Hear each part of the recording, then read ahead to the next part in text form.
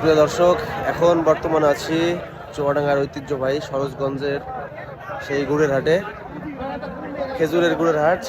এই হাট 300 বছরের পুরনো খেজুরের গুড়ের হাট। আমার পিছনে দেখতে পাচ্ছেন খেজুরের গুড়ের হাট। এখানে অত্র এলাকার কয়েকটা জেলার কিন্তু এখানে গুড়ের হাটের ব্যবসায়ীরা এখানে নিয়ে আসে, গাছিরা তাদের গুড় এখানে নিয়ে আসে এবং দূর দূরান্ত থেকে বাংলাদেশের বিভিন্ন প্রান্তের গুড়ের ব্যাপারীরা কিন্তু এখানে গুড় কিনতে আসে।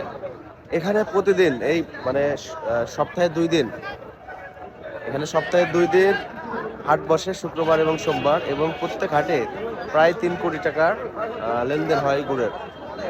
তো দেখতে পাচ্ছেন এখন হচ্ছে গুড়, এই যে যারা ব্যবসায়ী আছে তারা গুড় কিনে এইভাবে সাজিয়ে রাখছে। এর পরবর্তীতে কেনা শেষ হয়ে গেলে ট্রাকে করে কিন্তু এগুলো বাংলাদেশের বিভিন্ন প্রান্তে চলে যাবে।